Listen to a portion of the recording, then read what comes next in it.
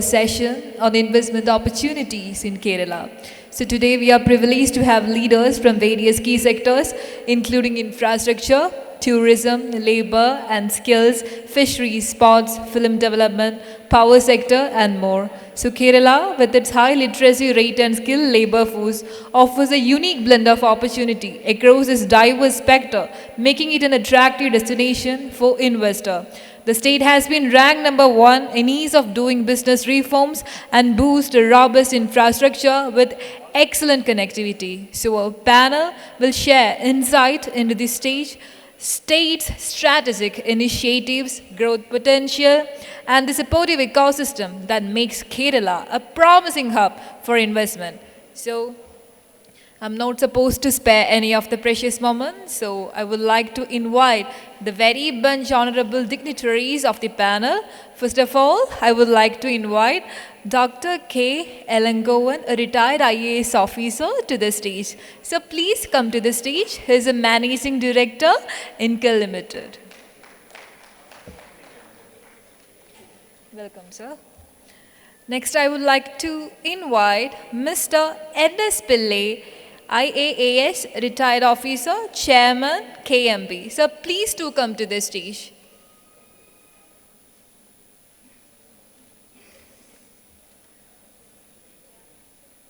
Most welcome, sir. Next, I would like to invite Dr. K. Vasuki, IAS. Ma'am, please do come to the stage. She's a Secretary, Labor and Skills, Board Member, Overseas Skill Light Investment and Holding Limited. Much welcome, ma'am. Then I would like to invite Ms. Shikha Surendran, IAS, to the stage. Ma'am, please do come to the stage. She's a Director, Department of Tourism and MD, KTDC. Much welcome, ma'am. Next, I would like to invite Mr. Abdul Nasser B, IAS. Sir, please do come to the stage. He's a Special Secretary, Fisheries, Harbour Engineering and Minority GOK. Most welcome, sir.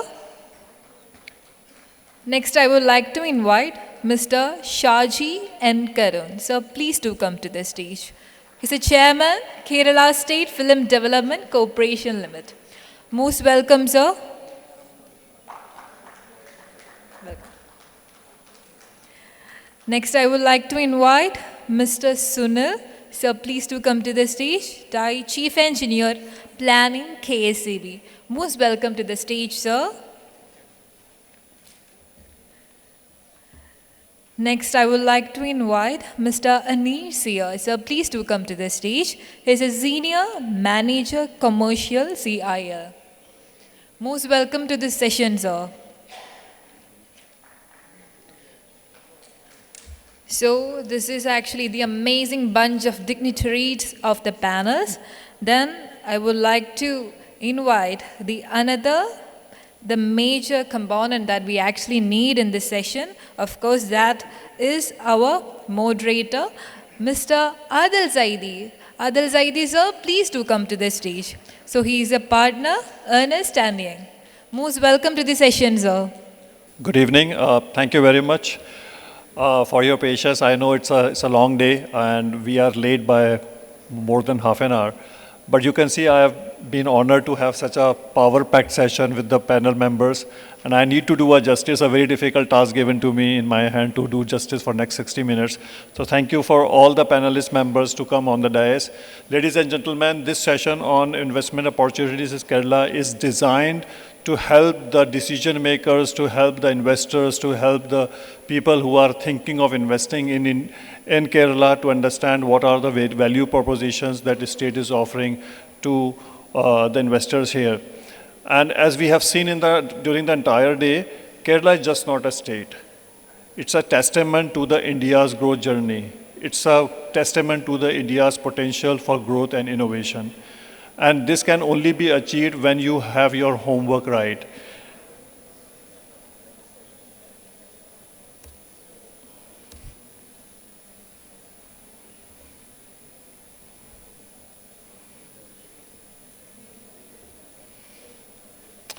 So if you look at this particular slide, it provides where does Kerala stand today. Unless and until we have our social infrastructure, we have our digital infrastructure, we have our physical infrastructure in place. And when I say in place means that it has to be the state of the quality. It has to be the state of the art, it has to be the best of the class to bring investments in the state. And you can see that Kerala is faring in all the indices either at number 1 or number 2. And this is what is required for any investor to make a decision when he has all the social infrastructure, human support, which is demographic dividend, and the digital index to be at number 1. I'm not going to spend more time on this because we have been hearing all these indices ranking from the various people. But this is just basic, just to understand that the homework is already being done by the government of Kerala to improve upon, and it's continuing effort. It's not just basically one of the index rating. It's a continuous effort over the years, time to time, that Kerala is faring in all its indices. But index ranking is just not the tick box, unless and until index is also provided by the physical infrastructure. Kerala having the multimodal integration on infrastructures, whether it's sea connectivity, whether it's hinterland connectivity, whether it's airfare connectivity. State of the art, best of the class international airports, some have already been started operating over the times, others are also coming up. The international connectivity to the maritime route is one of the key aspects that Kerala is providing, and also the multimodal integration. Unless and until you have logistic efficiency, you can't compete with the larger world. The value chains move where the logistic efficiency, where the reduction on the logistic cost happens. And India needs to do better. When we compare to China and other countries, India needs to better on the logistic efficiency, and the logistic efficiency can only come once we have an integrated multimodal integration. And Kerala is providing and improving on those logistic efficiencies and the cost as well. The next part of Kerala's story is his ease of doing business. We have heard that is one of the number 1 state in the business reform agenda ranking 2022, which were announced 2024. But it's not just basically ticking the box. Many efforts have been spent over the night by the Department of Industries, by the government of Kerala, to improve upon its doing business scenario. Every dollar invested has an ROI. Unless and until that dollar which is invested provides an ROI to the requirement or to the expectation to the investor, the investment will not happen here. And then ROI can only become on the speedy approvals, the decision making, and the allotments of the various regulatory approvals that any investment is seeking in the state. And just on the points on when we talked about the top achiever state, I just want to highlight only one point on this slide, that it is better than the top 2 states in the country on 2 reforms out of 9 reforms. So one could see that Kerala has got highest performance in the 9 areas where the top leading other 2 states have got just only 2 to 3. So it's just not basically another by virtue of ticking the box, it's basically actual efforts being gone to improve upon its doing business scenario. The FDI has a long story here. We've been continuing and doing better year on year on the FDI inflows. Whether the FDI is coming from the Middle East countries, whether it's the FDI coming from the European countries, Kerala is a destination for the global investments as well. We have done everything, but what about the policy framework? The regulatory environment has to be in sync with the global standards. Kerala having its state-of-the-art 2023 policy, which is providing impetus on its 7 pillars, which is providing impetus on the sector-specific policies, and which is also providing incentives in the time which is required by the global investors. Whether it's export policy, whether it's logistic policy, the industrial policy is a mother policy which is providing sector-specific policy frameworks, the regulatory approval requirement, and also the incentives that are being as part of this. Tourism, when we talk about Kerala, the first thing comes to our mind is tourism, right? So Kerala is mindful the government of Kerala is mindful that the industry has to take big leap from whatever the tourism footfalls are we having from now. So one of the initiatives which government of Kerala is taking to announce industry status to the tourism sector, which will provide all the approvals, all the policy requirements, all the incentives that are being given to other sectors as well. And I think it's a big boom to the tourism industry because that is one of the largest employment generation sector.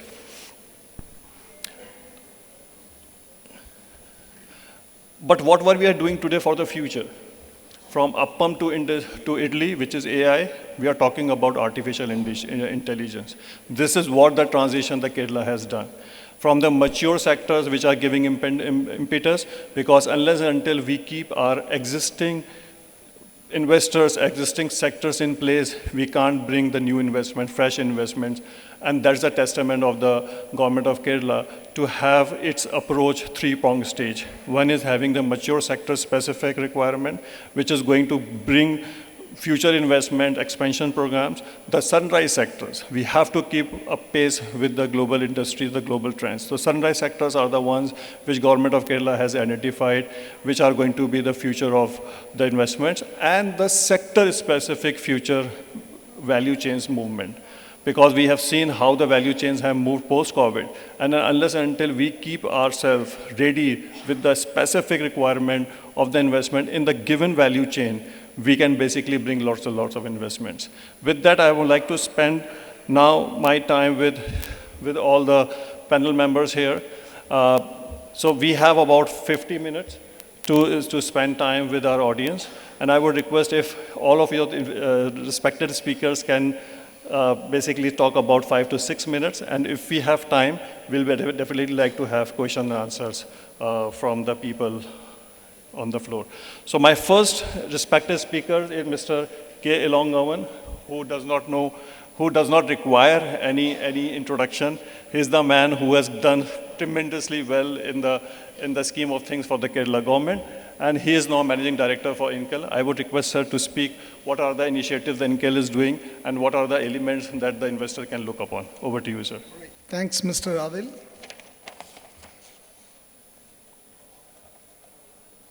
My co-panelists and distinguished members in the audience. Can I have the first slide? Yeah.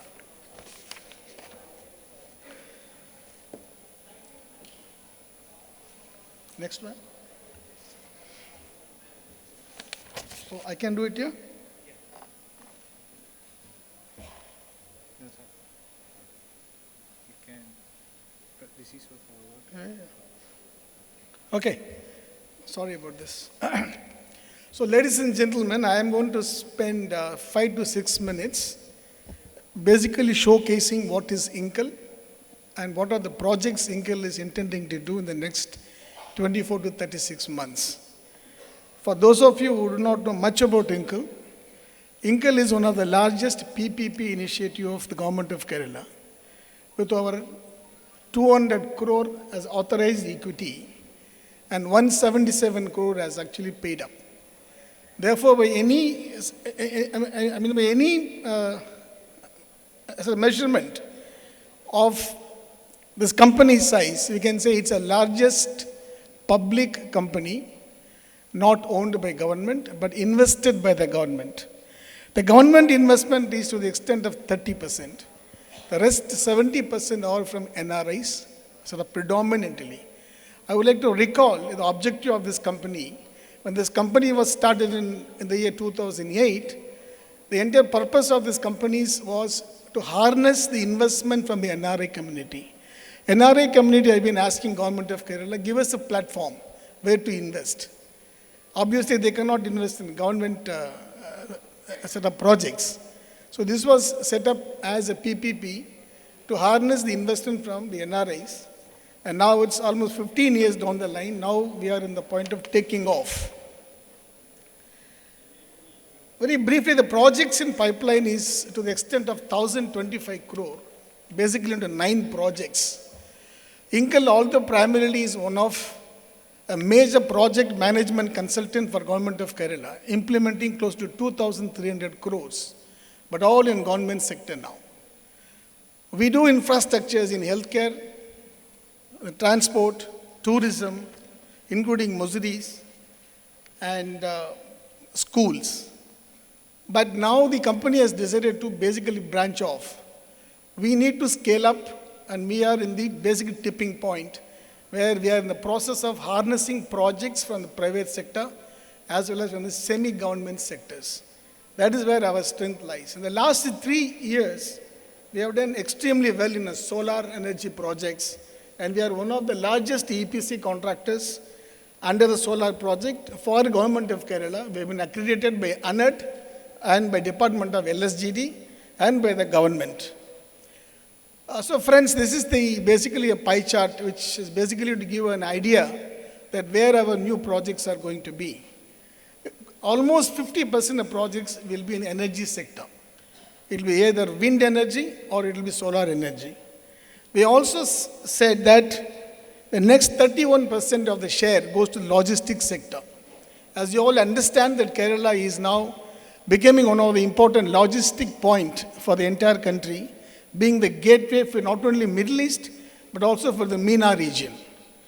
And we also have another set of sectors, such as civil constructions, which is our actually bread and butter. To make the thing shorter, I will give a snapshot of each of the projects. Those of you interested can kindly focus on those things on the right side. This is a hybrid solar cum wind energy project. We will be doing in Palakkad in a land of 138 acres. The wind component is about 14 megawatt, for which we are going to sign a PPA with the KSIDC. That's an assured payment.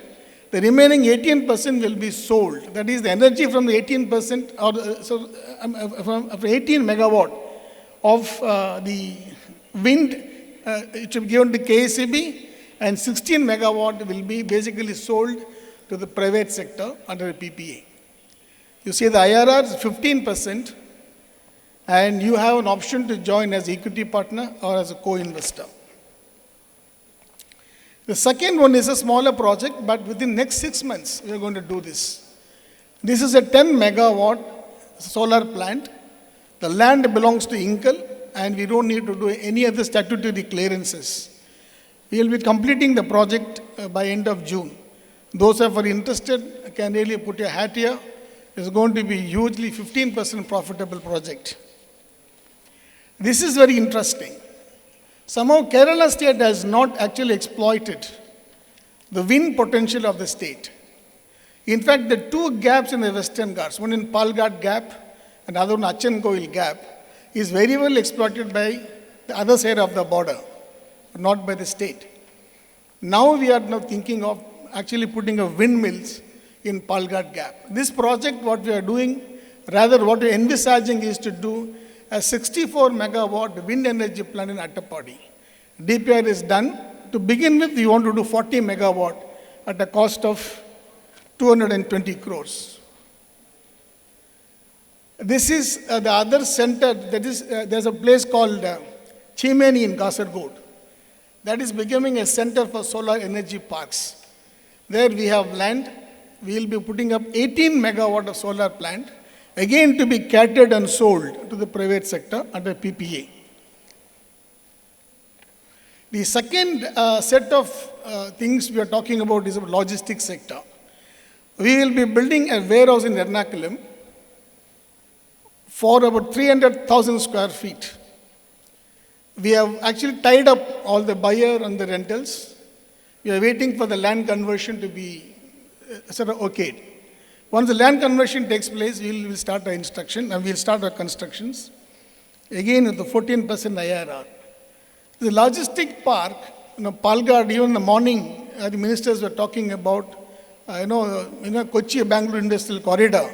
This is next to that. We are envisaging a logistic park with the CFS, warehouses, and also small manufacturing and packing and processing centers in a place called Koppam in Palakkad. There is going to be 500,000 square feet of area to be used for rentals.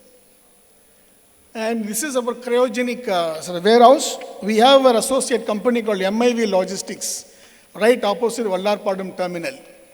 We will be building a 10,000 square feet cryogenic warehouse for the benefit of exporters of fruits, vegetables, and seafood.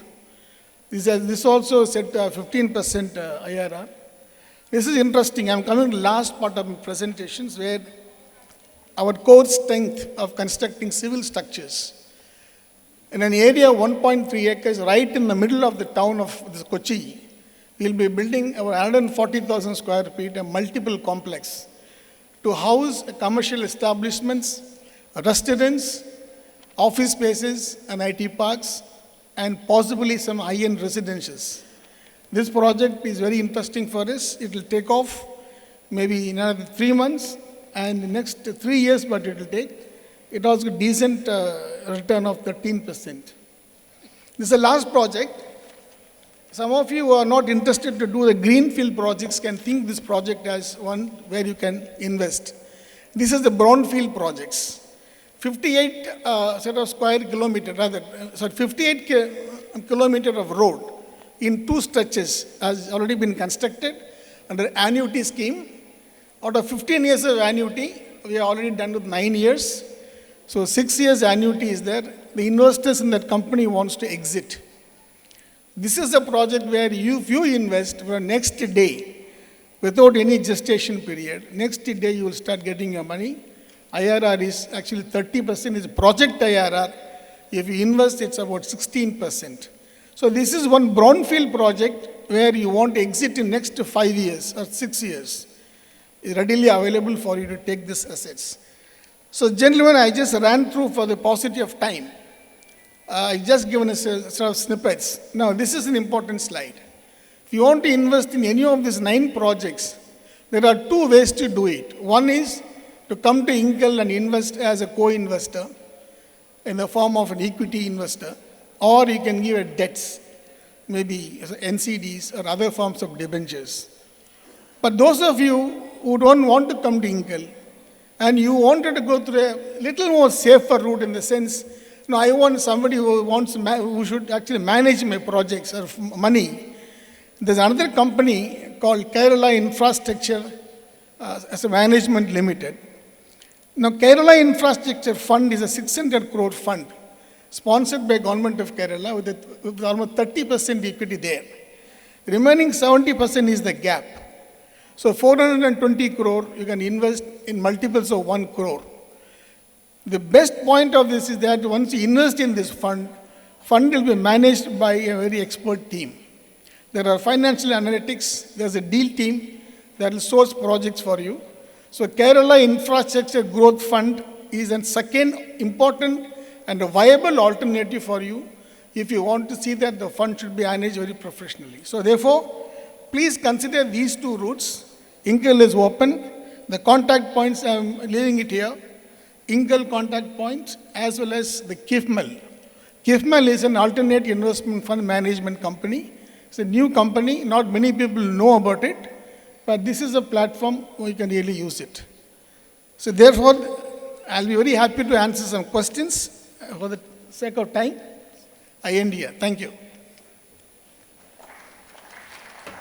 Ladies and gentlemen, a big round of applause to Dr. Elangoma's presentation. Thank you very much, sir, especially on your projects related to logistics and renewables. I think that's a commitment of the government of Kerala to bring logistic efficiency, bringing through green energy. And the Kerala Infrastructure Growth Fund is something which is very unique, being tested for first of time. So happy to have any question that you may have over the period of time. My next speaker is Mr. N.S. Pillai, who is the retired IA and AS officer, who is currently the chairman, Kerala Maritime Board. May I request sir to come and make presentation on the opportunities in the maritime sector.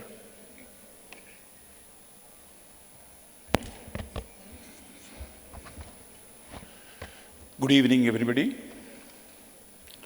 See, before I start the presentation, let me tell you something about Kerala Maritime Board. Because previously there was a department called Department of Ports, and in 2017 the Department of Port has been reconstituted and a board has been established through a legislative, through an act of the legislature, that is the Kerala Maritime Board Act. So we are actually managing around 17 non-major ports stretching from Vizhinjam to Kasaragod. Out of these 17 non-major ports, some ports are functional, around 4 ports are functional, and we have the necessary port infrastructure there. We have all the international status for that. But some limitations are there, basically. Those things in detail I can. Yeah. It is managing. Yeah. Please. Yeah. So my presentation would be structured like this. Difficult to, because I don't have a printout. Yeah, no, I can see. So that is also, I think this is better. So this is for introduction, then investment proposals, then proposals in pipeline, and the next steps. This is the way the presentation is structured. I think my mobile would be better to start showing this.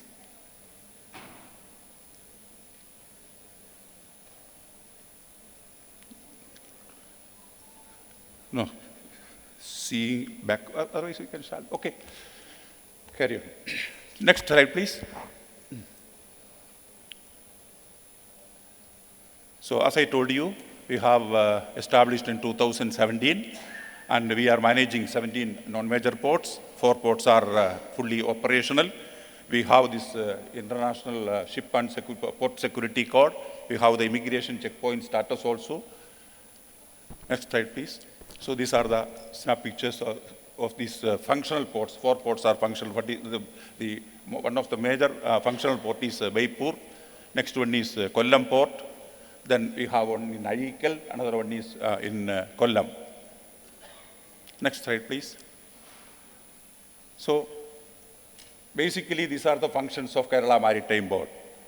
We are creating infrastructure, necessary infrastructure for shipping operations.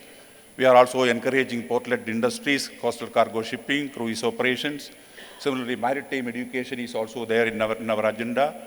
We are also the registrar of all the inland vessels and these harbor crafts. And we are also issuing license to various types of cargo crafts operating within the port area. Next slide, please. So the types of assets which are in our possession where we are looking for private investment. See, we have, as I told you, 17 non-major ports are there with a lot of land parcels. We have waterfront assets. We also have a lot of buildings and warehouses in our custody. We have maritime institutes, two major maritime institutes are there. One is at Nindagara at Kollam, one is in Kodingalur in Trichur district. We have 2-3 lighthouses under our control. We have water-based assets also.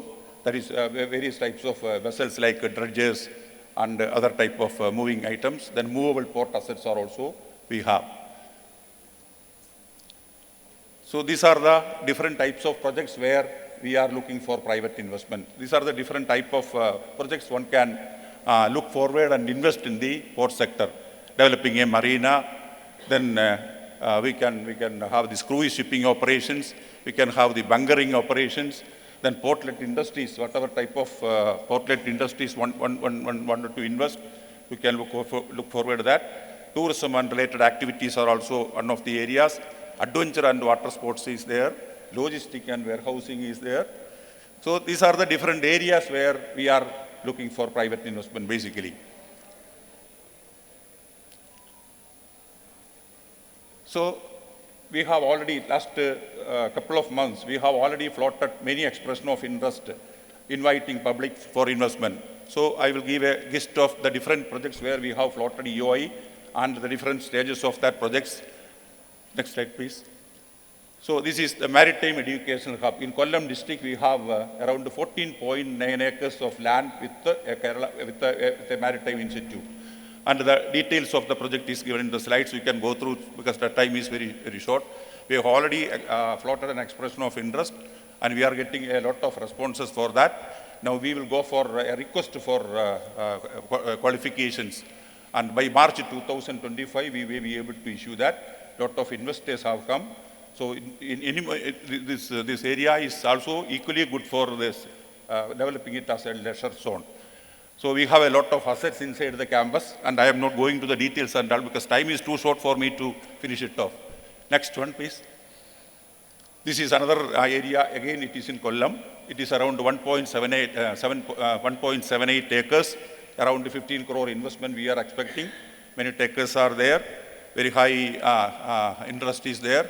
By April 2025, we may be able to issue the request for qualifications. Details are there, I am not reading. Next. This is multi-purpose transit yard. This is in Kozhikode beach. Around 2.5 acres of land we have. We are expecting around 5 to 12 crore of investment. And for that also we have floated an expression of interest. And by May 2025, we may be able to issue the request for proposals. And different, yes, next one. All the details of the salient features of the project is given in the slide, so I am not able to. Okay, recreation and entertainment complex. This is also in Kozhikode, beach area, 2.5 acres. We expect an investment of 10 to 20 crore for that. And for that also we have already floated an expression of interest. By June 2025, the RFQ will be out. Next one is a marine resort. It is a port bungalow built in 1890. It is in the heart of the Calicut beach. Around 0.9, roughly 1 acre is there. There also we have floated an expression of interest. Interest received is high. By May 2025, RFP would be out. So these are the other minor projects where we are looking for private investment. We have a lighthouse at Kozhikode, around 25 Sundays there. These are the project concept and all. For that also we have already issued the RFP and the next stage is in progress. Then we have another beachfront fitness and activity zone. For that around 30 cents are available. 15 to 25 crore is the expected investment for that project. Investment interest is very high. By May 2025, we may be able to release the RFQ.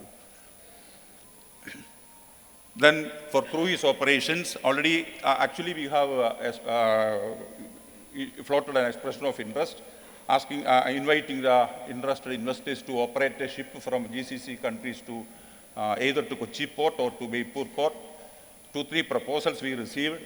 And we have actually 1-2-3 meetings we had. One person has shown active interest and he is in search of a ship.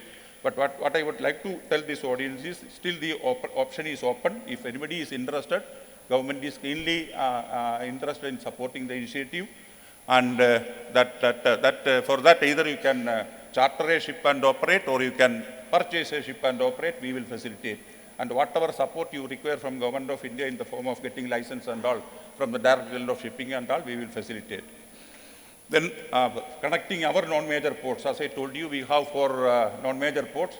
That is in Vizhinjam, along with the PPP port, Rajani Vizhinjam port, we have a minor port. It has a draft of around 4 meters. We have sufficient wharf and all other facilities are there.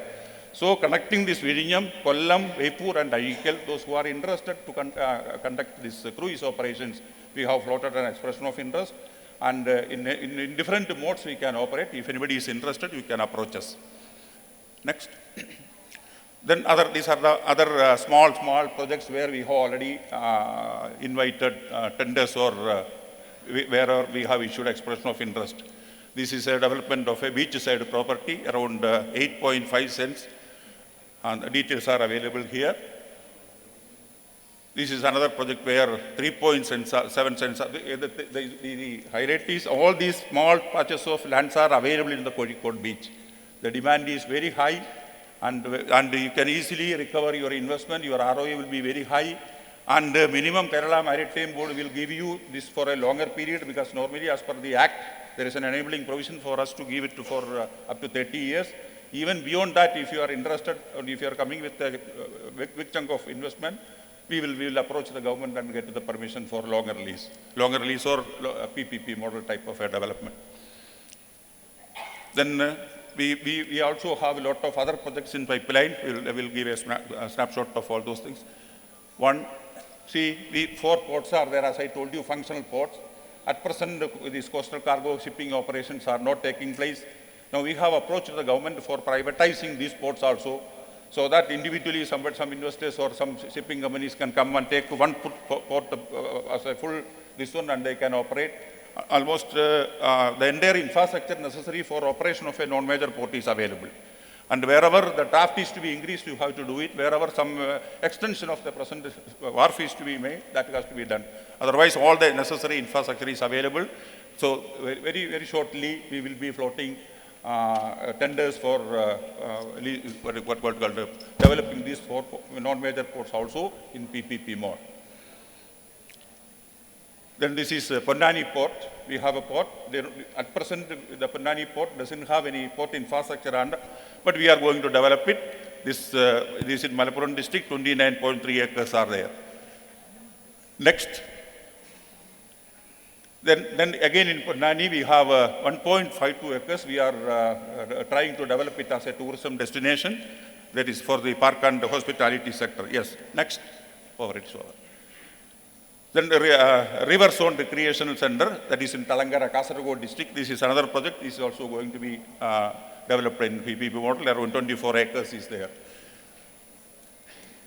Then commercial enclave in Vizhinjam. This is another 5 acres, very near to the port. Without waterfront, we have 5 acres.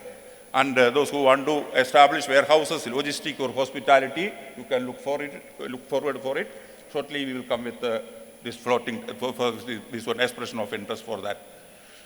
Then Valiyathura also, we have another 2.5 acres with a lot of facilities. There also, we are looking for investors for developing tourism or other warehouse facilities. Then Talasheri also, we are looking for establishing a tourism destination with the promenade and all. We have 2.37 acres of land. Local leisure or commercial space is there.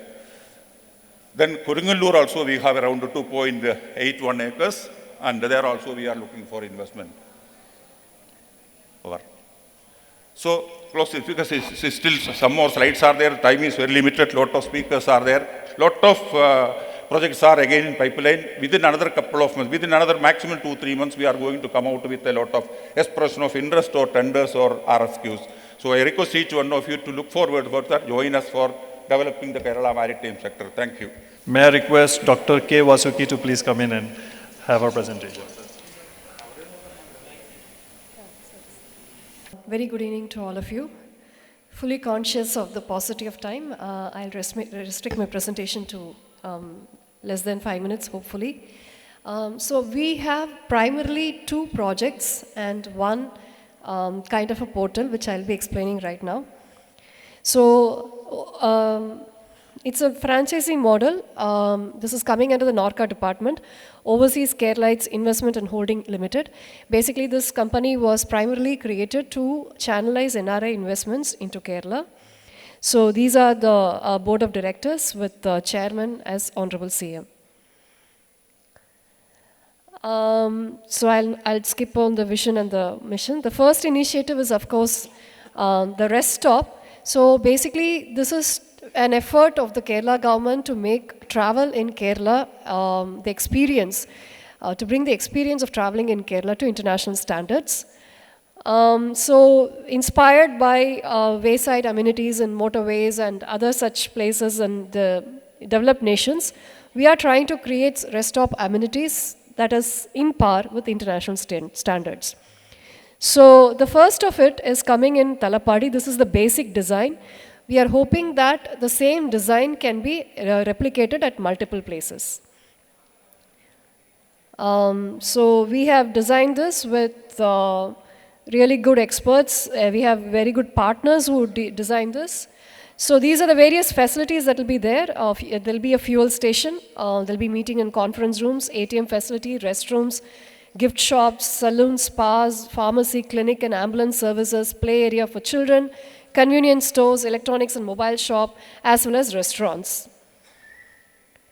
So we've already had partnership with Indian Oil, KIFBI, KIFCON, oversee project management and value engineering, procurement and payment management. We are doing through KIFCON, and Main Heart is the main design expert who is helping us design these projects. So this is the, as I said, this is the first pilot project that we are doing in Talapadi. We are hoping to complete the construction by June, July latest. So this, everybody is welcome to see this one once it is completed so that we can get an idea what kind of infrastructure we are looking at. So these are some of the designs. So currently Talapadi is located at 5.5 acres. It's with a 160 meter road frontage and it's 9 kilometers south of Mangalore border. Hoping that it will be operational by July end. So, as I said, these are the various facilities that are available. Just design for an idea. So we have, 180 centers are planned across various roadways, national highways as well as some state highways. So we have three basic models. One is gold, silver and platinum. So these are the franchise models. So for the platinum, the plot size is 4 to 5 acres with a fuel station, and those are the other details. The projected investment we are expecting is 30 crores and the potential ROI is 12 to 14%. And in the gold, it's 2 to 4 acre land project with a 20 crore investment. Again, ROI will be 12 to 14%. And in the silver, it will be 15 acres with an expected ROI as 10 to 12%. So basically, the advantage of this franchising model is that OKH and government will promote these activities on a centralized manner. So you don't have to worry about the business viability. And you can use the OKH brand and mainly the fuel station license. So we have an agreement with the IOCL, therefore the fuel station licensing is not a problem. So you don't have to worry about the licensing. And as I said, unified design and style and DPR, everything, the preparation of DPR, everything is being supported by OKH. And of course, single window clearance. So the idea is that if you invest in the land and everything, so we can always ensure that all your clearances are done with our help and in a fast-track manner. So again, whatever facilities that are being done, we have a centralized procurement with already existing partners that can replicate the same model in whichever place that you are coming up with. And there'll be no day-to-day management hassles because OKH will be putting in operating partners to operate the everyday functioning. So all you would have to do is come and invest and we would take care of the operations part. So that's the... So we will be giving an expression of interest. So if you can find a suitable plot along any highway, you come up with the investments, we could also arrange for bank loans. So if you have any gap in the investment, we can always arrange for bank loans. We always also have tie-up with various banks to give bank loans for this project. The next one is Sherpa.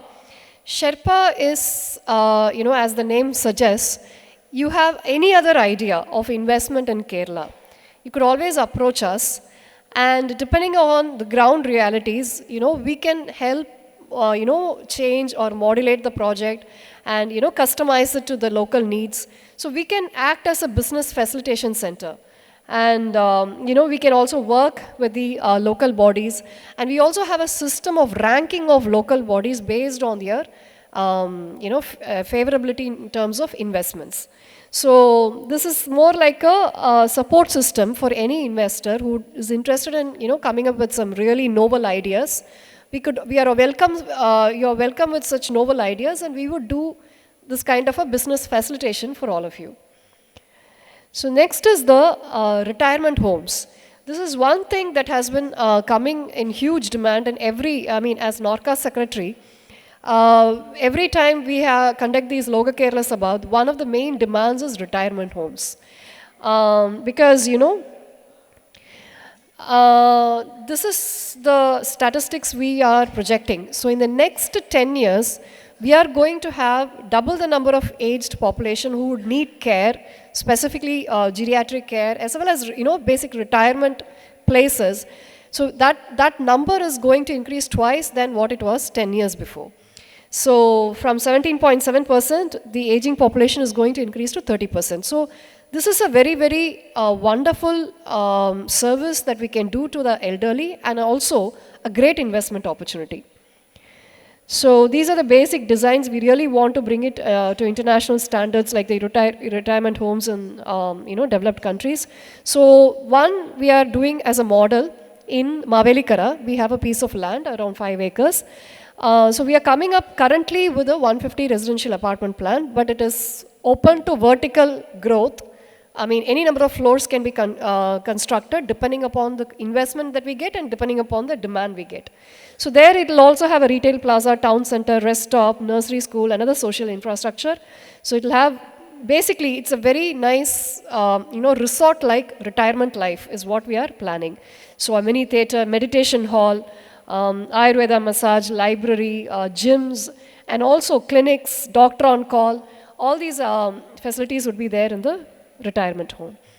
So this is also a little bit on the same model as the rest stop, the franchising model. Yeah. So we did some surveys, and I'll just quickly run through the surveys. So many people preferred any of the above. They are ready to come into any kind of units, whether it's an independent villa or townhouses or apartments. So what is the amount of investment that you would like? So this is the basic investment that people would like to make. Majority of them are agreeing for 10 to 25,000. So, and would you like to have this service? Yes, many of them did like for themselves as well as for their parents. Only 21% said that they don't have any intention. And where are the preferred districts? Ernakulam is the most preferred, followed by Kozhikode, Thrissur, and such. Many people from UAE would like to come here, is what we understand. These are the basic survey results. So quickly, the expected investment is 218 crores. So if you invest 218 crores, again through bank loans, everything can be explored about. So along with the land cost, within a year, you can get around 331 crores back.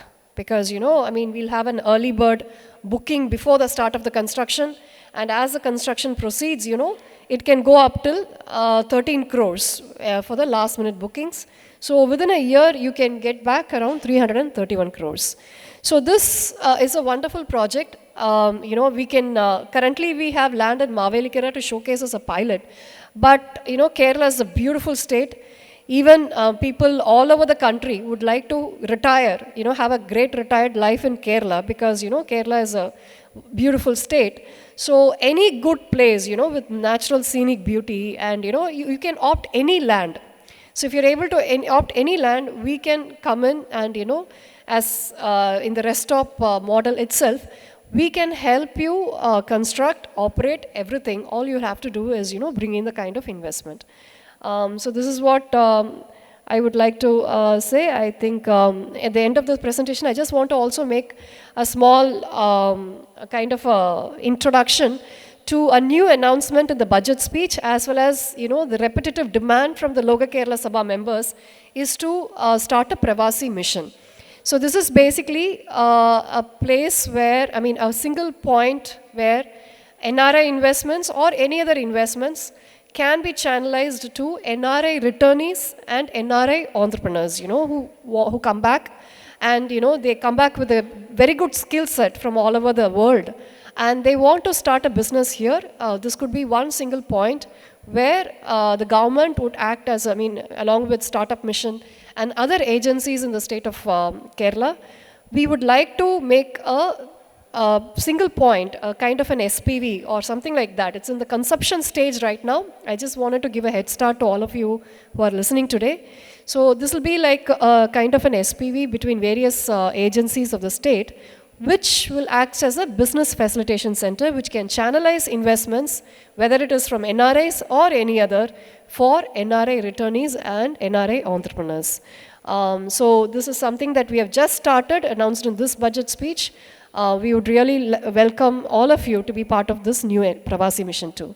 Thank you. Thank you so much for the opportunity. Thank you very much, ma'am. I think all your 4 initiatives are very, very important, very,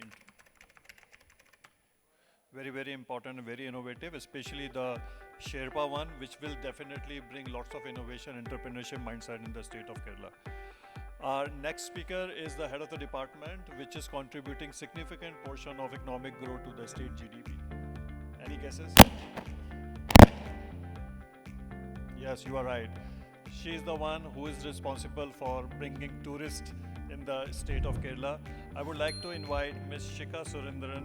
She is the Managing Director, Kerala Tourist Development Corporation, to talk about the investment opportunities in the tourism sector. Respected dignitaries on and off the dais, ladies and gentlemen, good evening. Today I'll be talking about why you should invest in the God's own country and a few project proposals that Department of Tourism is putting forth. Kerala, it is India's only tourism super brand selected by the Super Brand Council with spectacular beaches, lush backwaters, hill stations, forest and wildlife. We have a fascinating water world with 44 rivers, 22 lakes and innumerable canals, 600-kilometer long golden coastline, 14 wildlife sanctuaries, and Kerala stands second in the number of 4 international airports in the country, and we are leader in sustainable and responsible practices in India. As you can see, Kerala's vibrant and resilient growth in the tourism sector. We can see the dip during the COVID time, and we are picking up pace post-COVID in international tourist arrivals, now reaching up to 7.38 lakhs.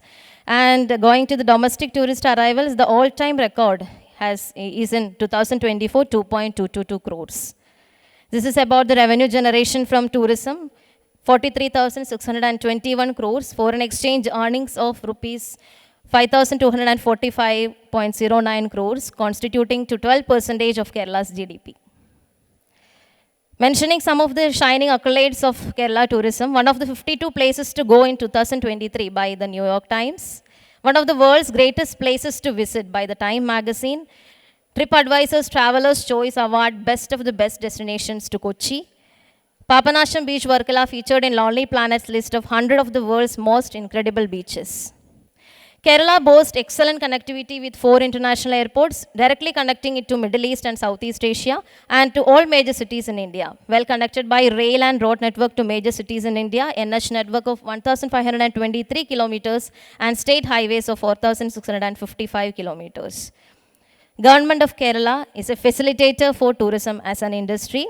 Government of Kerala is the aggressive marketer of Kerala tourism, and we partner in progress with private sector. I have already mentioned the winning combination of tourism.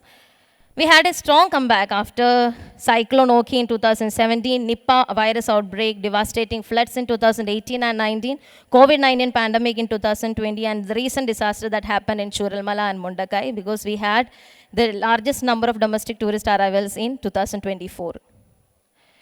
Kerala is a leader in the effective marketing and promotions of the tourism, leading the way among the Indian destinations. Facebook followers 5.1 million, second in the Instagram followers 760K, and second in followers in X 1.9 million. Maya, it is the first Indian destination to introduce a WhatsApp chatbot named Maya in 2022. Kerala is a leader in responsible tourism. The statewide registered units is 23,784, and among these, 17,453 units are owned or led by women. Kerala always showcases the new products, the destination wedding. The picturesque settings of Kerala is always ideal for destination weddings with exotic resorts, heritage buildings, and the professional event management associations of Kerala. Champions Boat League, we always keep the destination Kerala alive with year-round activities like Champions Boat League that has 12 races across 3 months in the backwaters of Kerala. Kerala's public-private partnership in tourism industry is renowned. The best example is the Kerala Travel Mart, India's largest tourism buyer-seller mart, organized by the Kerala Travel Mart Society in association with Kerala Tourism. The last edition was on September 26 to 29, 2024. We had delegates from 87 plus countries. Another example of PPP model of development is the Jadayu Earth Center located in Kollam. Also, Kerala races to top rank in number of 5-star properties in India. Government's pivotal role is in developing the basic infrastructure and private sector's vital contribution in developing the amenities. Mission 2030, it is to increase the sector's contribution to the state's GDP from 12% to 20%. By focusing on sustainability and inclusivity, and there is significant shift towards PPP models to foster large-scale private investments and global presence. The new products of Kerala tourism in which we are expecting private investments are caravan tourism, heli tourism, cruise tourism, and destination weddings. So, heli tourism projects to enhance the tourism experience in the state by allowing visitors to swiftly explore by the air. We expect the private partnership in developing of the helipad, heli stations, and giving helicopter services. Caravan tourism project, it is an innovative initiative at offering tourists a safe and innovative way to navigate through Kerala. In this, we expect the private investment in caravan parks and in purchase of caravans and business opportunities for tour operators and investors. Travel lounges, Vasuki ma'am has already mentioned about it. So we plan to lease out the land for the above purpose for a predetermined lease rent. Ayurveda and wellness tourism, it is a driving force behind Kerala's growth in the wellness tourism. There are innumerable opportunities in Kerala for the private sector to invest in the wellness retreats. Adventure sports, it aims to place the state firmly on the global adventure tourism map by including new destinations. We plan to strengthen this segment in collaboration with the private sector. Farm tourism is another segment for further development. We expect the private sector to come up with the farm tourism projects in the tourism sector. Unlocking the potential of the northern Kerala, it is home to Theyyam performances, Kalaripaita, martial arts, Malabar cuisine, the Wayanad's hill stations, Kannur, pristine beaches and the backwaters of Kasargod. Then potential Ayurvedic resorts are there. In this table, it is very evident about the number of keys that South Kerala and North Kerala is having. So there are possibility for bringing up more and more resorts in the northern Kerala. So I have just mentioned a few projects or few sectors in which we can attract the investment. The identified government projects for investment in the tourism sector are 50 acres of land in Vagaman we are proposing to have adventure park and eco resort there. 95 cents in Tirunelli, Wayanad for a wellness resort. 10 acres in Verli, Trivandrum for Veli Urban Wetland Natural Park. 4.02 acres in Veli for Veli Art Cafe and Experiential Tourism Center. 33,000 square feet convention center, which is built by the Department of Tourism. We want a private operator to run it. Then 9.1 acres of land in Kumali for a 5-star resort. You can do it with it as a joint venture with the Kerala Tourism Infrastructure Limited. 80 cents of land in Alappuzha for water sports center. 25 acres of land in Idukki for eco resort. 46.7 lands in Alappuzha for Alappuzha Waterside Resort. 50 acres of land in Munakil, Azhikode for Munakil Wharf and Cruise Terminal Complex. 50 acres in Kodungalur for Seaside Resort and Maritime Heritage Experience Center. 25 cents in Panamaram, Wayanad for Kabani Thiram Lakeside Resort. 28 acres in Airstrip Bekal. This land actually comprises of both revenue land and private land for Airstrip. Then 4,052 square feet building, a heritage building in Alappuzha for developing it as a heritage restaurant. Then multiple locations in the Musiris, Kodungalur area for Uru model of development. 12 acres in Shastambara for the development of Adventure Tourism Academy. So the Department of Tourism has proposed some activities from our ideas, but the private partners are welcome to visit the site and come up with their own ideas. We will be floating EOIs and RFPs as per your suggestions. So I welcome you all to discover your opportunity in Kerala's tourism industry. Thank you so much. So ladies and gentlemen, we have so many variety of projects in the experiential tourism sector, which is available for the private sector participation. Moving on, my next speaker is one who is wearing various hats. He's the Specialist Secretary and in charge of Fisheries, Harbour Engineering and Minority Welfare Departments. May I request Mr. Abdul Nasir to talk about various investment opportunities in the various departments that he's holding. Over to you, sir.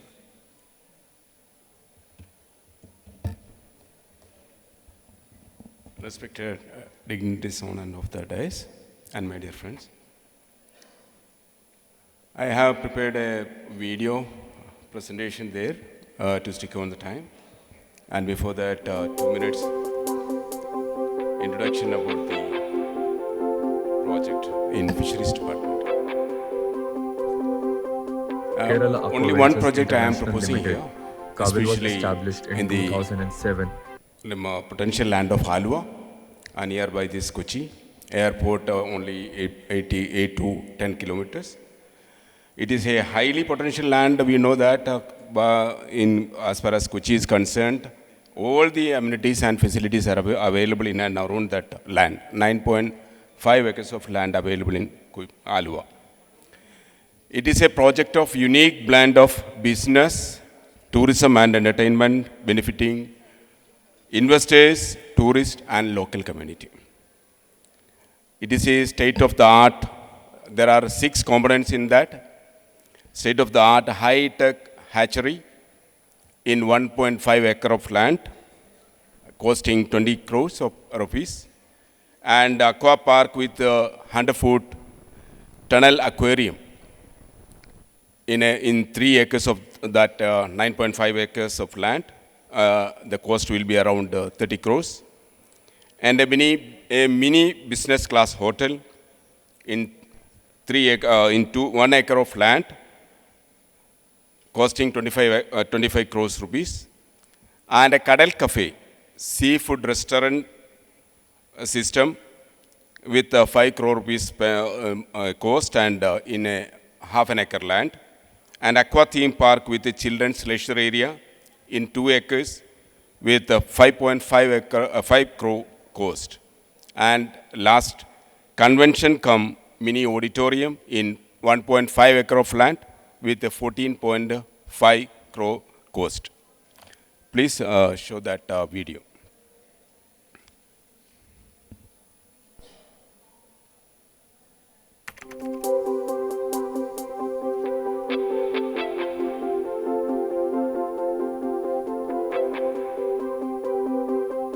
Kerala Aqua Ventures International Limited, Kavil was established in 2007 as a public-private partnership. With the state government holding a 57% stake, Kavil is governed by an 8-member board of directors, chaired by Shri Pinarayi Vijayan, the Chief Minister of Kerala.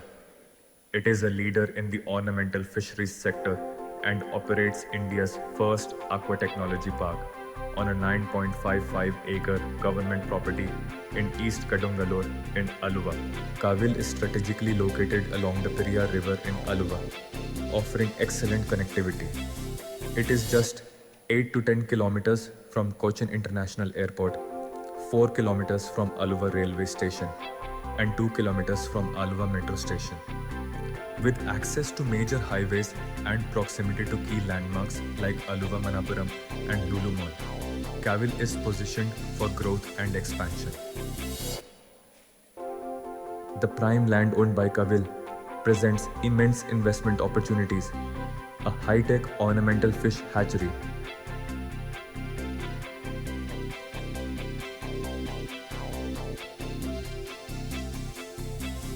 aqua park with tunnel aquarium,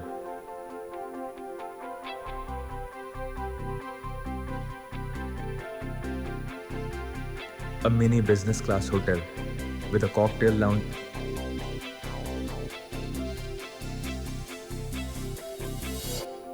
Kavil welcomes investor partnerships in this ambitious venture.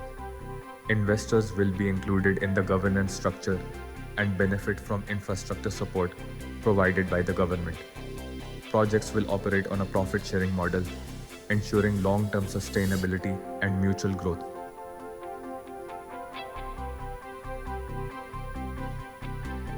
Proposed developments and financial projections. The estimated investment for key projects includes 20 crore rupees for the high-tech ornamental fish hatchery,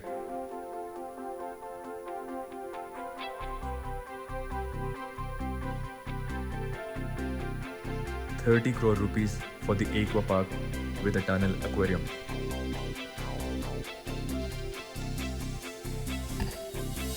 ₹25 crore for the mini business class hotel with a cocktail lounge,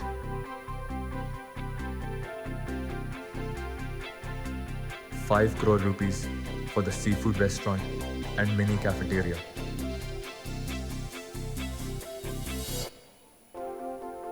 ₹14.5 crore for the convention center and mini auditorium, ₹5.5 crore for the aqua-themed park with a children's leisure area. These investments will drive innovation, tourism, and economic growth. Vision for the future.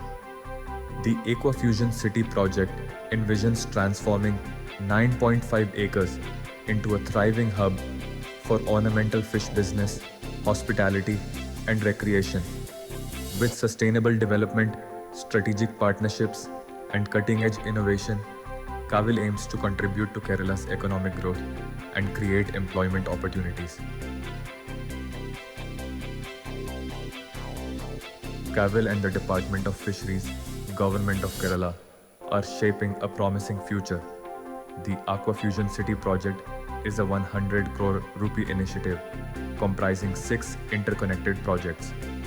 This is a unique investment opportunity in Kerala's booming ornamental fisheries and hospitality sector. Join us in building this visionary project. So this is the project we are proposing under the KAVIL. KAVIL is the Kerala Aqua Ventures International Limited under the chairmanship of the Honorable CM, and it is established in 2007 onwards, and we are having a good hatchery there already. So we request more investment there to have all these components in a very highly potential land there in the Aluva. So welcoming all investors there for the good investment and having a very good returns in the coming years. Thank you very much. I would like to request Mr. Shaji Ankarun, who is the Chairman, Kerala State Film Development Corporation, to speak about the initiative being taken by the corporation and investment opportunities from the private sector point of view. Good evening. It is a great honor for me to be here along with the reputed panelists here and my colleagues here. One of the most informative language at the current time is the visual language, which has been getting into the idea of the cerebral insights quite easy, quite quick, quite interpreted way of understanding it much more easily and more thoughtful process. That's what is happening here. If you look at the whole of India, if there was no train, if there no cinema, India would have been different. That's what is happening. So the entertainment section is more important for a populous India because of the reason that it makes the people united together for a good reasons. And I understand the Kerala State Film Development Corporation, one of the pioneer industry pioneer in say that we can able to understand what is the future also through the quality of the content, particularly the philosophy, aesthetics, interpretations of the way of living and the quality of life, which we need to address it in a very different perspectives. That's what, in this year, in 2025, KSIDC is turning 50 years. The first film development corporation was in Orissa 1 year ago, but now Kerala State Film Development Corporation has immense potential in addressing the situation by renovating it around 150 crores in different parts, in different places. And we are also in communication with the SAARC countries to invest, because the post-productions doesn't need any language. Anywhere, any part of the world, they can come and work for us. And it is also because of the digital translations and transfusions that we could be able to say that at any second, which can be communicated from any part of the world, and we have the opportunity to say that. We have also in communication with France, Germany, and also in Korea, and because good reason is that Kerala is the place where we have the International Film Festival of Kerala, which is one of the most reputation festivals that's happening. If you look at from the grading of the festivals all over the world, and there are many people come there as a selector of the films from different places. And probably I will also say that this is one of the most reputed film festival in Asia also. And we have the film schools also for that reason. And I'll say why this cinema, when it was 200 years back, it was actually the beginning of machine learning. After 100 years of machine learning, I will not say that AI has started really recently, but that was the beginning. That because if you say that 100 minutes of cinema is worth understanding 1,000 pages of book, probably, or 2,000 pages of book. In future, AI also contributes that area.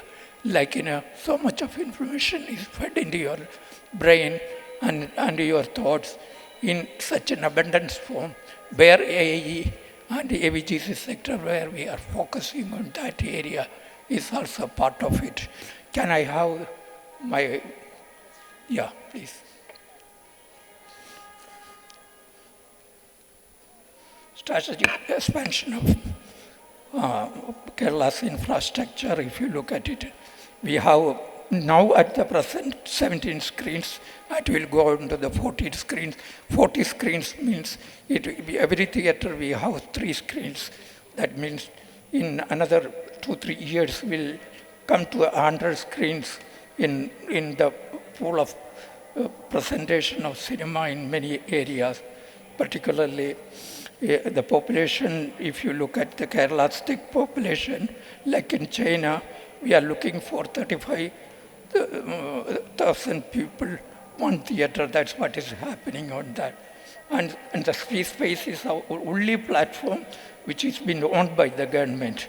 And this is a cultural insight for us to archive some of the most important films which can be bring back to your experience after even 100 years later.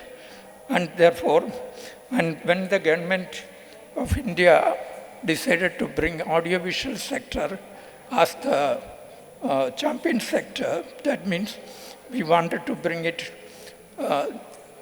43 billion US dollars within 3 to 4 years. That is under the preview of the 5 trillion content from the government of US, and Kerala is part of it.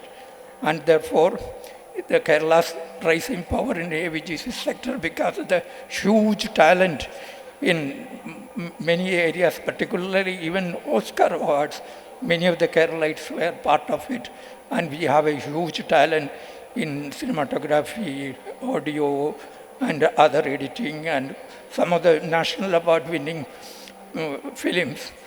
If you look at the name of the people, quite a lot of the people come from the Kerala side also, because of the top quality educations and also addressing the internationally the awareness in how to address the visual language. If you look at the visual language, that is the first language ever given to the humanity.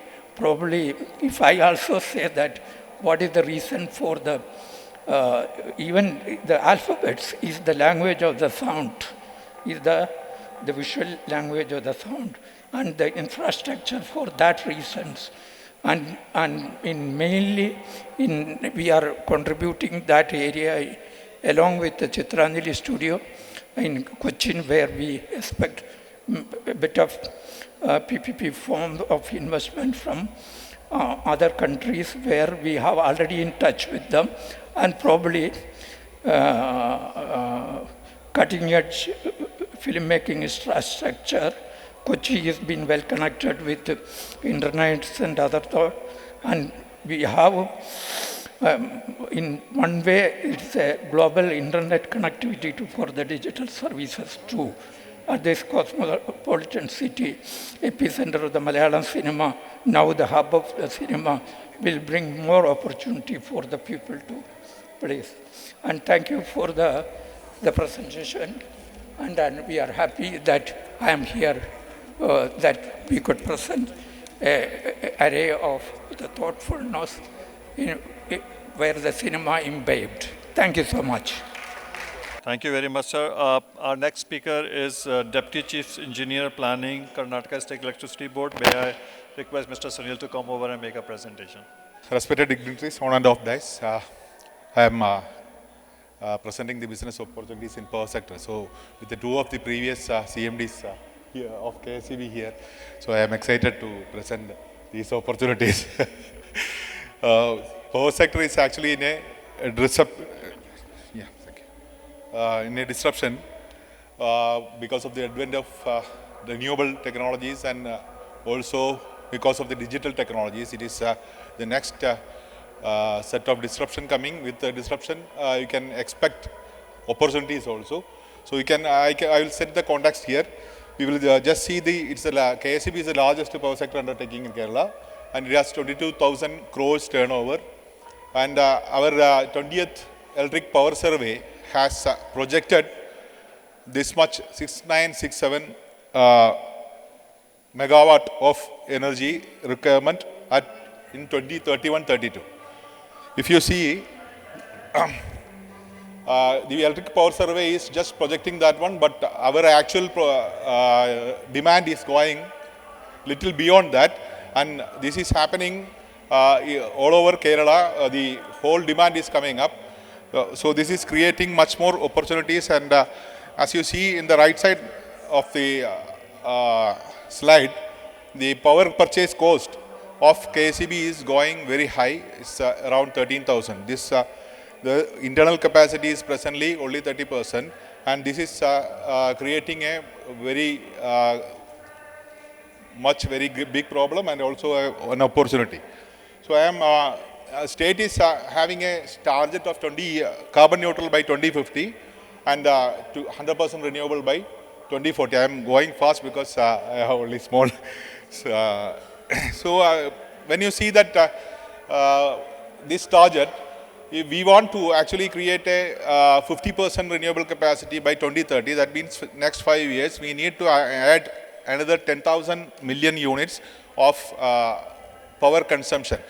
The present capacity consumption is around 30,000 units. So you mean that it is around 1/3 capacity addition need to be done every sector. That means transmission, generation, and distribution.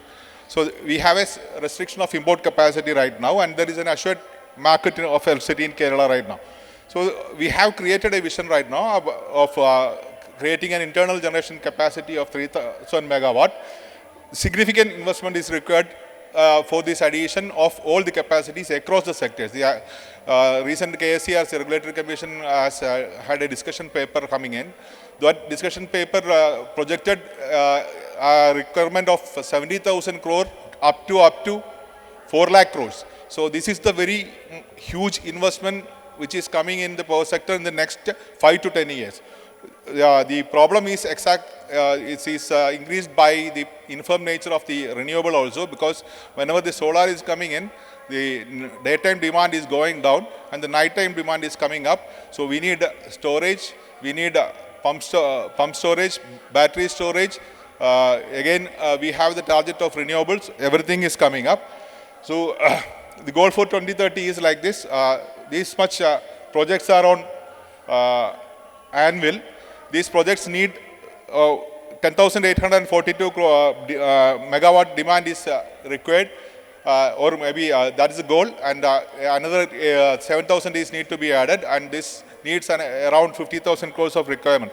So again, the network investment is much more higher, because we have to add as I said earlier, 1/3 of the network capacity earlier.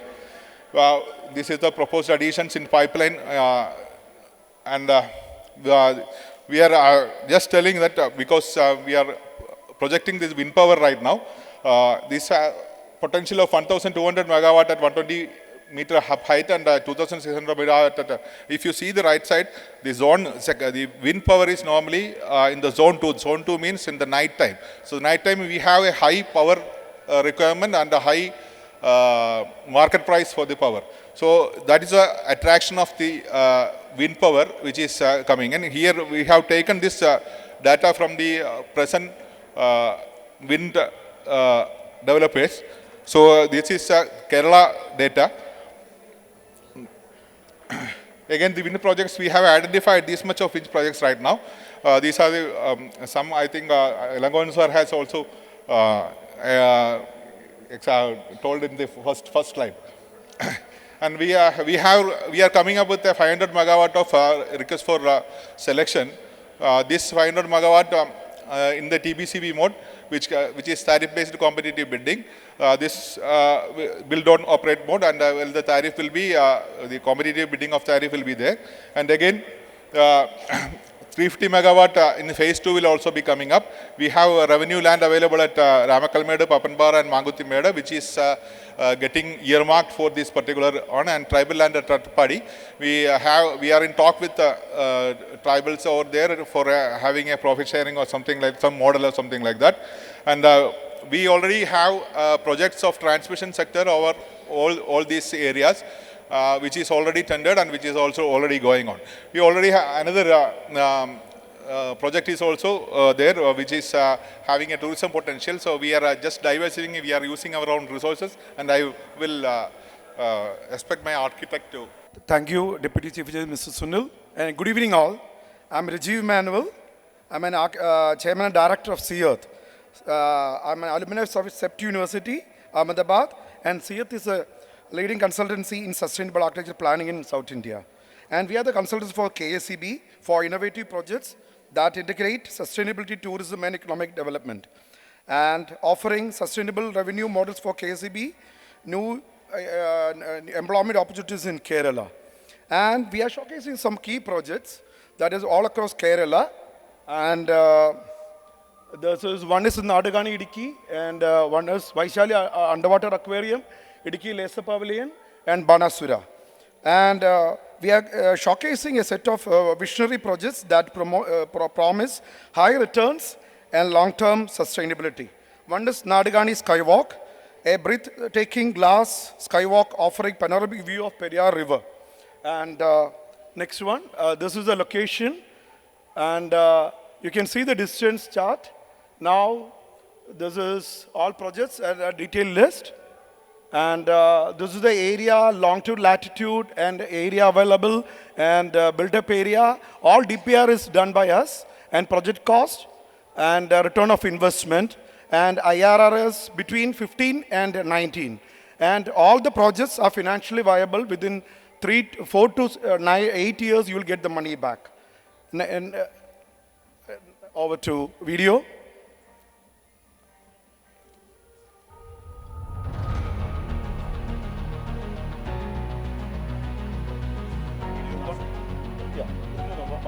Three videos. Yeah, all 1 minute.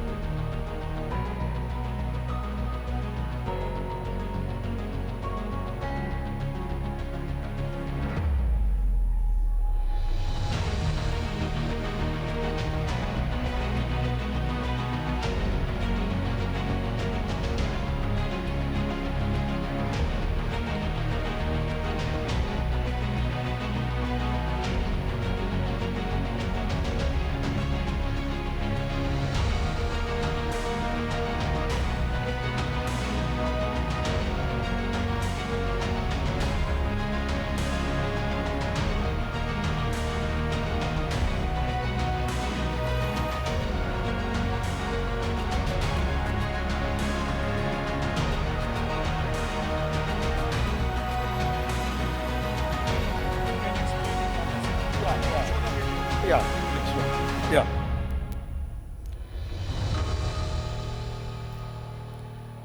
And this walk is almost 135 meters, and we have a vertical drop of 1 kilometer there in Nadagani. Now over to this laser pavilion show. That is Asia's biggest arch dam. The Idiki Arch Dam. That is, you just imagine a screen of 345 meter length and 178 meter high. And there's a high-tech experience narrating Kerala's rich heritage and hydropower stories and many more using the state-of-art laser projection. Now, video, please.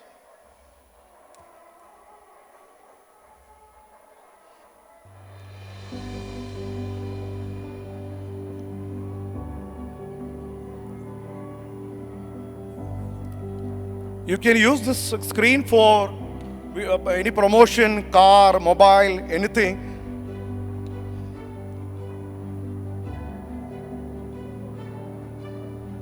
We have a gallery which can accommodate almost 500 people, and we have a parking of around 600 cars can be parked.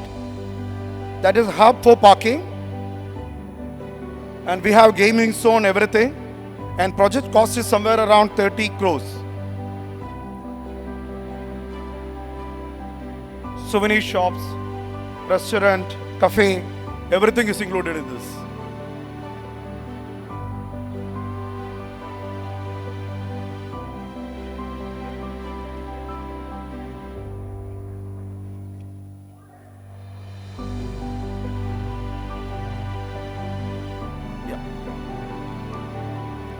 Over to, next one. Now the third one is Laser Pavilion, Vaishali Underwater Aquarium. There's a tunnel, existing tunnel is there at Idiki. That is almost 180 meter length by 10 meter dia. So we are utilizing that entire KSIB property for underwater aquarium. And I'll show, this is the section of the arch dam. This is 178 meter, and we have the parking facility here. Next one. Video, please.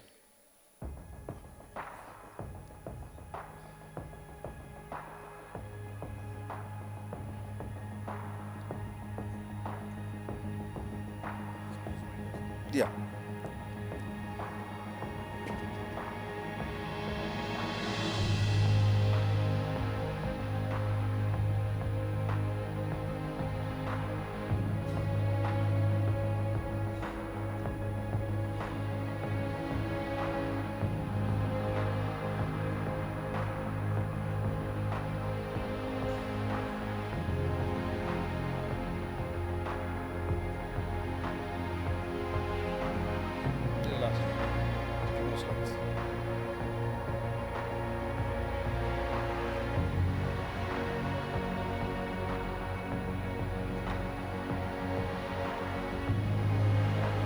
We have 8 acres of land overlooking Cherudoni Dam. All DPR, everything is done.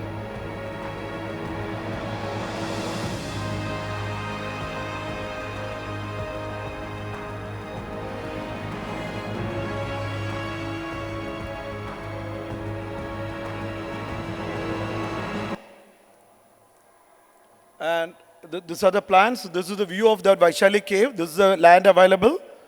And this is the Vaishali underwater. You can see the picture. You can see the underwater aquarium. And these are the amenities provided there. And this is at Banasura. And we have upper and lower deck. And we have designed a convention center and a 4-star hotel. And Heidel Park at lower deck and upper deck. 45 acres of land is available. IRR is around 16%. 16.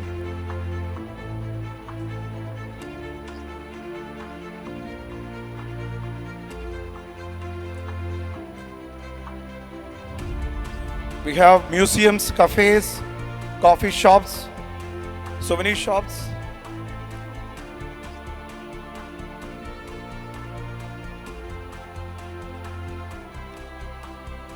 Okay. This is the lower deck. And this is the upper deck. This is the views. Yeah, next one, that video.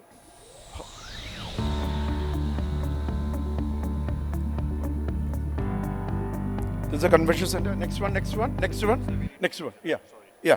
And financial viability and investment opportunity.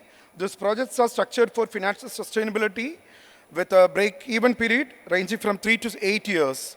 They are designed to attract domestic and foreign tourists as well. And we are expecting private public participation, that is PPP mode. And this direct investment can unlock these opportunities, making Kerala a leader investment sector in tourism and energy sector. Let us collaborate to make this project a reality. driving sustainable economic growth in Kerala. Thank you. Good evening. So, presentation. Can I have the presentation? It's not been shown. Okay. That's slide change. And this one. No, yeah. It's a good evening, everyone. It's all those dignitaries on and off the dais and the very limited audience to a sense. It's been an engrossing day to some meaning because it's been, to me, it reminds of an airport where it has been made an announcement for the last or final boarding call where most people are walking out. Anyway, this, very briefly to start out, I just need to give a small introduction about CIAL.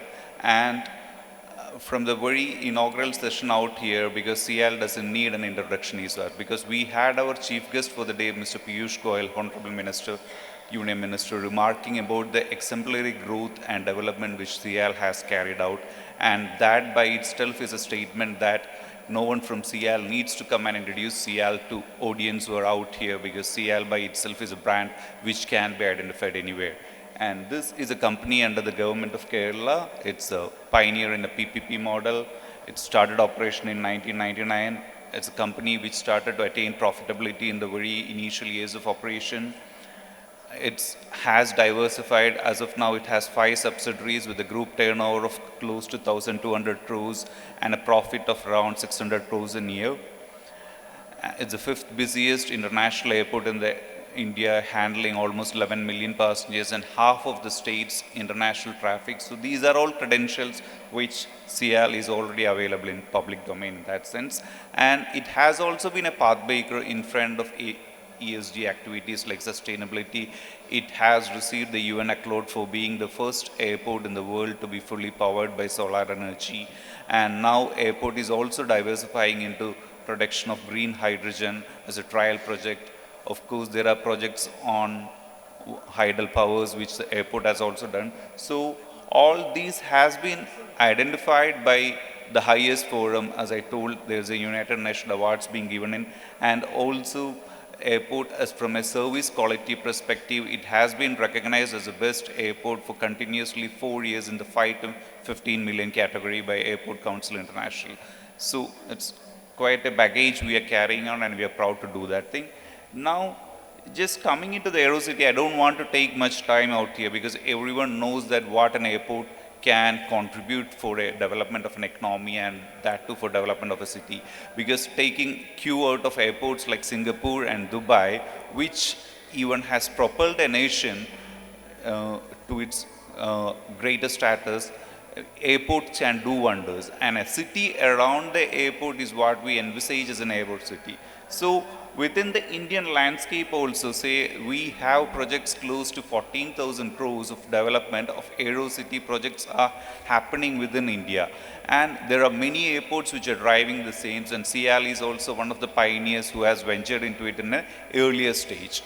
So just coming on to what CIAL has, now with respect to the AeroCity projection, CIAL has an advantage of being a strategic gateway not only to the South India, but also it is being strategically located in a manner that it can connect both the destinations from the Southeast Asia sites to the Middle East destination. So this acts as a strategic gateway, and in aviation language we call it, it sits along the kangaroo route. So that is a natural transit path to become a hub in that sense. Of course, Kerala story and Kerala advantages, I don't need to reiterate here because these are people who believe in the Kerala story, they're sitting out here. So again, the land parcel which is under for AeroCity development is one of the prime land parcels which airport is holding as of now and has got immense potential in that sense.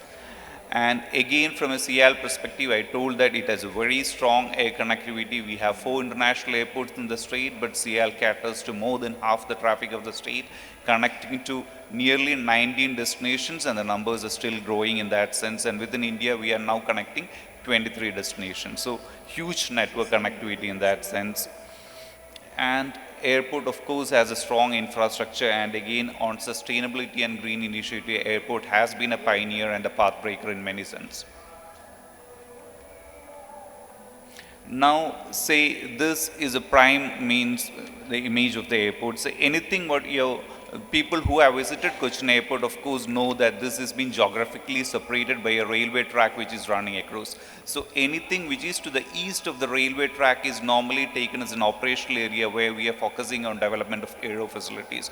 But to the western side of it is basically being developed as an aero city, and this has been aero city to Sial is not something new because the project started way back in 2009. It has been a membrane of the airport which has grown with the airport in an organic fashion, and now at this given point of state we are looking in for an inorganic growth in that sense. So the Aero City story started with 2009. It was basically done for development of a golf course. Why golf course was done in such a prime location was basically to cover a navigation facility which was keenly required at that spot, and there was its non-development zone for around 300 meters around the navigation facility. So this was strategically developed into a golf course so that it could attract it, maybe have a club membership, and we are close to 1,500 members utilizing the facility. So all colored portions to the right is basically the aero thing, and the one which is in the black is basically the golf course and the Aero City parcel of land. Say now we divide Aero City into 3 phases. Those projects which are already taken course are golf course. There is a CL trade fair and an exhibition center. We have the recent addition to CL non-aero side is basically our association with Taj, which is a 111-room 5-star hotel, and the 0484 Lounge, which is kind of an airport hotel, one of the unique ones in India. It's even accessible to the public in a whole sense, but has all advantages of being located in the airport. So these are projects from an Aero City perspective which we have already completed. Now, there are projects which are also ongoing investments. Say with the golf course, as I told, there are other developments happening on the golf course with development to, there are 20 or 20 plus resorts, villas being developed within the golf with the waterfront view. So these projects are presently under pipeline. We are developing a mini convention center because golf on a late has turned out into a wedding destination, kind of a premium wedding destination. So just to add on a valley to it, we are developing a convention center out there. There is an indoor and outdoor sporting facilities in addition to the golf has been developed, and restaurants also are being proposed in the golf area. And another thing basically is a commercial zone. This is kind of a shopping mall which the airport has already started commencement of work maybe 2 months before. This is a 2.5 lakh plus square feet facility having an exclusive car park for 300 plus car. This is basically supposed to be holding for multiplexes, F&B, retail, and slight kind of an entertainment activities are also coming in this. So this project basically airport is developing the project, and it would be given out on a franchisee model for operation or a tenant model for operation. So it's supposed to come up in 2 years where we are looking for operators to come and development of the project. And other project what airport is doing is basically we have a 3-kilometer stretch which is been connecting the national highway to the airport. Airport is doing a kind of a green boulevard drive-through to the airport, which is kind of a landscape improvement what we are doing for the people who are approaching the airport, being a premium gateway. Along these land parcels, there are strategic land parcels which could be utilized for commercial activities. It can be anything from showrooms to F&B outlets to any possible things. So these spaces are also being developed maybe, which would come up for occupations in the next 2 years is what we are envisaging. And now finally coming into the major piece of the cake, or the cherry on the cake, is basically the Aero City. This is almost a 40 acres of land, which is a prime land parcel which airport is holding, in which we are envisaging to have the next phase of Aero City. So now all projects within the Aero City until this point of time is basically being done by the airport. But in this case, airport being a very, because the combined area development comes to around 5 million square feet in size. So airport is looking in for investors who could come in and pitch in for activities. Now, what are the key sectors we are looking out here is basically all those MNC office spaces which can range from an IT park to a global capability centers. There is also proposals to develop hospitality sites. Now with one hotel, 5-star hotel starting operating from the airport side, we are still looking for different models of hotels to come up there. the key thing, say for every aero city has an USB, and that USB always reverberate with what state is holding in a sense. Kerala is well known for tourism, entertainment. So why not aero city become a destination for these tourists itself? That thought process revolves around having these entertainment facilities. So these could be mostly indoor entertainments like AR, VR based entertainments, and because there is a limitation of doing outdoor entertainment areas close to the airport. So realizing that this would be more of a technology focused entertainment zones. Retail and F&B is of course another thing happening out there. Again, another USP of Kerala is wellness and hospitality, medical tourism. So thriving on to that, there is also a proposal for healthcare activities to come up in these areas. Logistics is another option, begin the connectivity, say, because this aero city land has a strategic advantage of having multimodal connectivity. Of course, with airport, it has air connectivity. Now the government has gone in for a proposal to develop a railway station which is supposed to come up maybe in a year or so next to this land parcel. So that gets the rail connectivity. There is a road connectivity is of course there. Now with the third phase of metro supposed to come in, there a metro station is also being planned on this given land parcel. So together with this thing, it is a multimodal connectivity hub which is happening out here. Again, cultural zones and green spaces. So this kind of means just to give, it's just 40 acres of land, but with the plenary session what we are having, I will just borrow a tagline out of it. It's a small world but big opportunities out here, because it's just 40 acres, but the opportunities which is present out here is quite immense. Now, this is a skyline what we are envisaging maybe in a future of 4 or 5 years to come up in Cochin. And now, from an airport side, yes, I told, because airport for this given parcel of land, we are looking into having an integrated utility infrastructure which the airport is pitching in to develop. And based again on the investment sides, of course, CIAL was a pioneer and is a pioneer with PPP models, but we are also looking in for other investment models that can be for an SPV, maybe a joint venture, long-term land lease models, and even franchising model. Because CIAL, yes, company has some amount of cash balance to pitch in, so there would be a joint venture model or a limited capex exposure model. So all those models which are based on the client requirement, we customize and work around in that sense. And why to invest in Kerala and why to invest in CIAL? Of course, the whole session has been based out of it, so I don't need to pitch much about that. So just to summarize, see, this Taj, of course, is one of the crowning jewels for CIAL, and our crown is so big that we have more space for more jewels and gems to come in. So Aero City is another project where we are envisaging more partners to come in that sense. Of course, there is an investment roadmap. Basically, we are looking for investments and construction to start maybe within a year or so.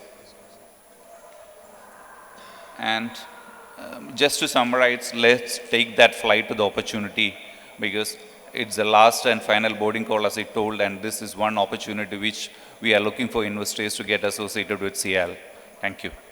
Well, that was indeed such a great session, and we can't let our very renowned dignitaries with bare hand from the stage, so we would like to give them a token of appreciation in the place and in the figure of a momentum. So for that, I would like to invite our very renowned moderator, KSIDC sir, to give the momentum to the rest of the dignitaries. So first of all, I would like to invite Dr. K. Ilangovan, retired IAS officer, sir, to collect the momentum from our moderator. Thank you so much. Then I would like to invite Mr. N.S. Pillai, I&A, as a retired officer, to collect the momentum. Then I would like to invite Ms. Shikha Surendran, IAS officer, ma'am, to collect the momentum. Then I would like to invite Mr. Abdul Nasser B, IAS officer, to collect the momentum. Then I would like to invite Priyadarshan sir to come and collect the momentum. Then I would like to invite Mr. Sunil sir to come and collect the momentum. Then I would like to invite Mr. Anish Seer sir to come and collect the momentum. And in order to give momentum to our very beloved moderator, I would like to invite Dr. K. Ilangavan sir to give momentum to our very renowned moderator, Mr. Adil Zaidi sir.